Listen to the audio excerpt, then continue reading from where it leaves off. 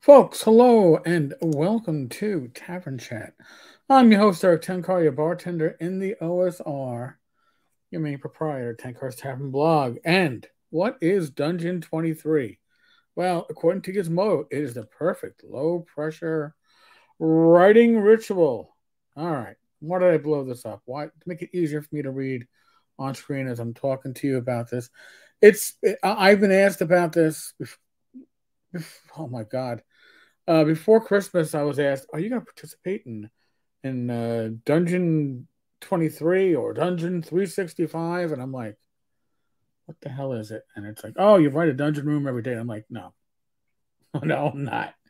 And why is that? Because, folks, if you haven't been, obviously this is a video, this is a video stream.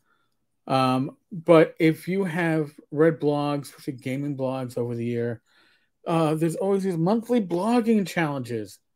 And that's perfect for somebody who has trouble writing or has uh, doesn't have a rhythm.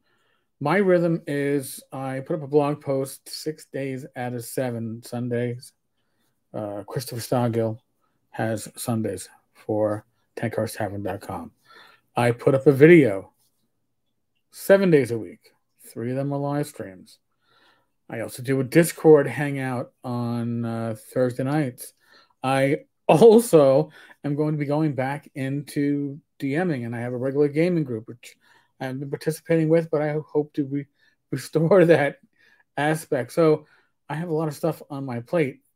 I'm already producing material on a daily basis. I don't need to find another way to make material on a daily basis. However, and this is the caveat, all right?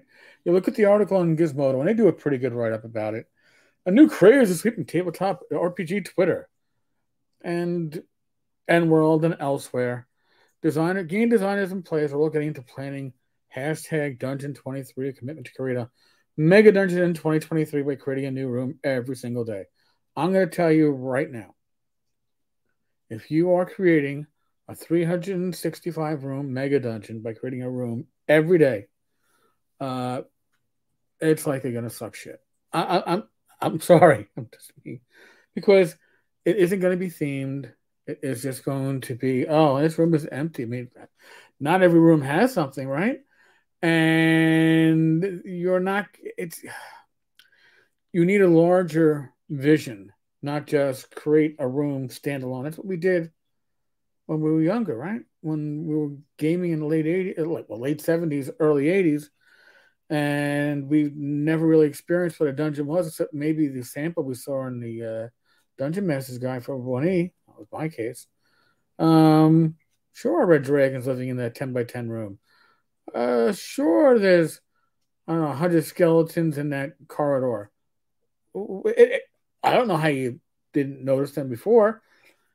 That's the risk you run with something that you're going to do as Dungeon 23 as it is basically laid out. So now let's take it a little bit further because I started reading the Gizmodo article, and the Gizmodo article kind of changed my mind. So they're talking about you do 52 levels, each is a new dungeon level each week. So you're doing 7 room levels. I don't know how that works. I don't know how a dungeon 52 levels works. It could be 52 sections. But I personally don't mind the idea of doing, I don't know, a dungeon a week, have the 1 page dungeon program on itch.io, roll up a dungeon. Maybe it is going to be 5 rooms, maybe it's going to be 7, all initially 1 level, but then maybe you match them up later on as you're going through this. But you do a dungeon a week, you're going to be running a new campaign, you want to keep the material fresh. Well, these are all small little dungeons, tombs, caves, castles. Now I got material that I can work with, which is not going to be finalized until I run it, because then I can revise it. But I can see the appeal to this if you do not do something on a daily basis, if you not something on a weekly basis, if you have trouble getting yourself focused to create. And I personally think the daily basis creation aspect is important. I do things on a daily basis because I know if I step away from it, I step away from it. And it's going to take a while for me to reboot to get back into it. It's very easy to step away. So I try not to. So this thing is interesting because there are other ways to, again, handle this challenge. You could, if I'm going to do this, it's not going to be 365 days. It's going to be 52 weeks. What do I accomplish over a week? Maybe I'm inspired and write everything out one day. Maybe it takes me a few days. But if I can get 52 areas of exploration, they don't all have to be dungeons either.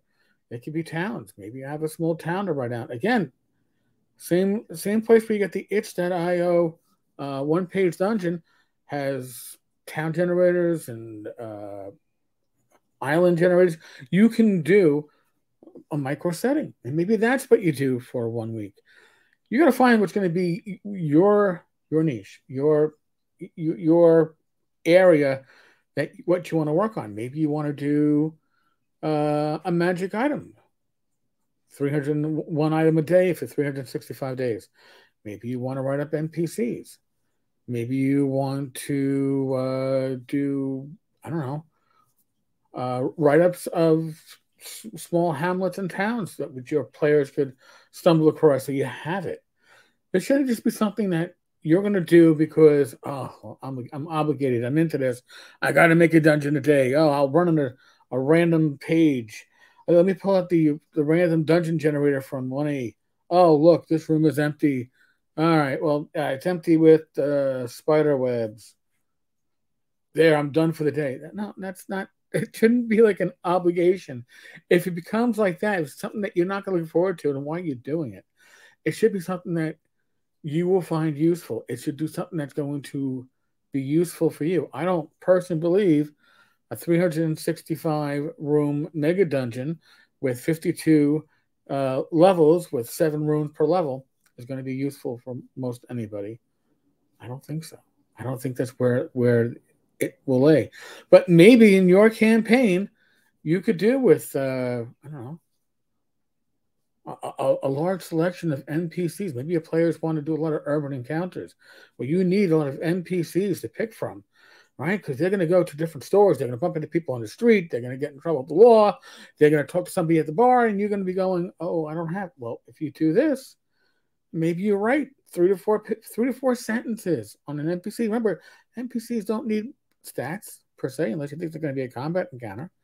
But if they're going to be a role play encounter, it's like, oh yeah, this is I don't know. It's the barkeep. Retired dwarven fighter, 2nd level. Uh, and then you just get a paragraph. You don't need the stats. He has a battle axe behind the bar that he's used to quiet down angry patrons. And you've got your entry. Maybe it takes you a few minutes. Maybe that's how you want to do it. But whatever you're doing, if you're going to participate in this, and like I said, when I heard it was just like, oh, you got to do just dungeons, and I just thought like, oh, no. But when I realized this article, Gizmodo, God help me for saying it, does a very good point that you could create a city where each day is a house on the block, and every week you get a couple of new streets, and at the end of the month you got a whole neighborhood. Well, that's not bad. You can do that for cities. You can do it for towns. You can actually, maybe you're doing something almost like barrowmaze, where it's a lot of different barrows, and then you can give each one of these little mini dungeons their own personality. Maybe that works. So the Gizmodo article is not bad. There's also a thread on N-World. I might link to both of them. Definitely the Gizmodo article. I think is going to be a bit more helpful. But if you're going to participate in this, do it because you want to. Do it because you, as a player, as a game master, as a creator, are going to get content that's usable.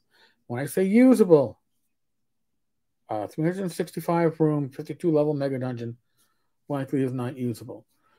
Different barrows, different dungeons, city, magic items, NPCs, new monsters, whatever you want to do.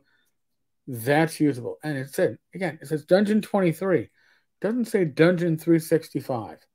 It's for the year. So you could do something once a week.